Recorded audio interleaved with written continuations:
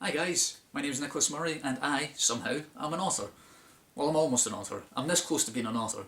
Um, my first book, The Stone Curse, has recently been picked up by the very gracious people at Austin Macauley, and it's currently in the wheels of the publishing machine. And what I want to do with these videos is kind of just talk about that machine. I have no literary background whatsoever. The whole publishing process is entirely new to me, an entirely new experience. And I thought it might be interesting, perhaps a little insightful and informative to first-time authors if I kind of shared my experiences of getting published with you. And so it'll be a semi-regular series that I'll update as things happen with my book, and I'll let you know what's going on there and yeah, and stuff like that. And for this first video, I'll probably give you a little bit of background on myself. I think that'll be a good place to jump off on. And if you're interested, I'll do a video that's more on my book specifically.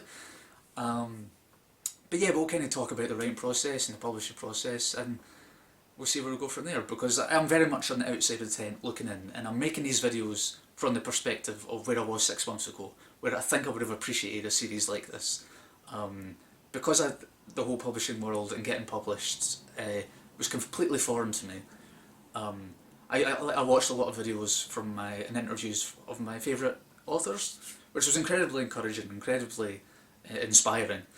I think I would have liked to have known more about the specific nitty gritty of the publishing process, and that's what I kind of aim to do with these videos.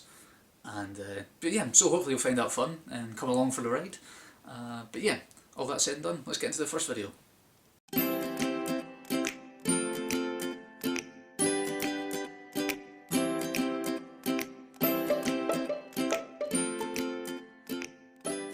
So, about me. My name's Nick, as I said, and I live in Edinburgh, in Scotland. I grew up in a small town called Leven, which is in Fife, also in Scotland. And I grew up in an environment where creativity and imagination was very much encouraged. Both my parents were big film fans, massively into music, and big readers.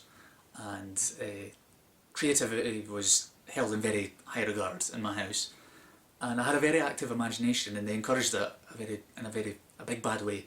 I remember the first thing I ever wrote was a book. It was about half a page long, but in my mind it was a book called Harry the Hedgehog, which is probably not the most original title for a hedgehog book, but there you go. And in my mind I wrote it for primary school. I just did it for fun in the house, and I took it to primary school, and I think they were nice enough to print it off and put it in a binder for me with like a little clip art picture of a hedgehog on the cover. But in my mind that was me, and I was written a book and I was published, and that was in my mind, that was me. I was going to be a writer, and I wrote every day at the piece of crap PC that we had in the house. And I used to write stories about what my action men were up to in the garden, or I'd make up things that happened on holiday. We had a very like normal holiday, but all of a sudden Indiana Jones came in the window, stuff like that. And then they tried to channel my imagination through acting. I went to like a local theatre company for a while, where my biggest claim to fame really there was I auditioned like every other 9-year-old in the world for the role of Anakin Skywalker in what would have been The Phantom Menace. And the fact that Jake Lloyd got that over myself is testament to how awful an actor I was. Although I did get into the last 7 to be in a John Menzies Christmas advert, so who knows. But anyway, creativity was always nourished in my house, and it was always presented to me as something that I could do when I was older as well. So as I got older, I went to college and I studied communication with media, and then later film and media. And I wanted to be a screenwriter, and I wanted to be a writer-director, but screenwriter, I used to write scripts all the time. I kind of moved away from writing prose and writing stories and got into script writing. And how I taught myself to write scripts was to write sequels to films that I loved. And I'm not just saying this, but I wrote an incredible Ghostbusters 3 script, and because Ghostbusters is my all-time favourite film, and I wrote an incredible Ghostbusters 3, which will never see the light of day, and it makes me sad because this year is not going to be a good year for Ghostbusters. But again, that's neither here nor there. Anyway, I used to write scripts all the time, and I was convinced I was going to do writing as a career. And but then as I got older, I kind of got into the real world and started doing real jobs. I started writing again. I kind of went away from writing, I kind of came back to it again. But I started writing stories again. And it started because I wanted to write a story for my niece, who at the time was only about 1 year old. And I started writing a story for her as it was going to be a Christmas present. I was going to illustrate it, just a short story, illustrate it, and give it to her, something she can keep for life. But then that short story became a chapter, and then that became several chapters, and then next thing I knew, I had a novel in my hands. And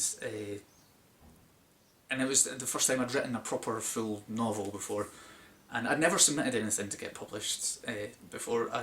Most I'd done, I entered a short story competition at college, but that was about the extent of it. And this was, but now I had a novel and something substantial and something I was encouraged to pass on to other people. And I thought, well, hey, maybe somebody else would like to read this. So I started sending it out there. I decided to go the the sort of the agency route, try and get myself a literary agent, which didn't go so well because part of the problem was I'm unknown. As I said before, I don't have any background in the industry. I have no clout, as it were, and I think that stood against me. Well, it did stand against me because there's a risk factor to taking me on. But thankfully, my book finally found a way to the good people at Austin Macauley, who even said in our correspondence, we'd said how much of a risk it was going to be, kind of rare, but they were very encouraging and they wanted to take that risk with me. So yes, so now we're at the point where we are now, and I'm on the brink of having a book out, which is very encouraging. So yeah, so there we go. So I think that'll do it for the first video.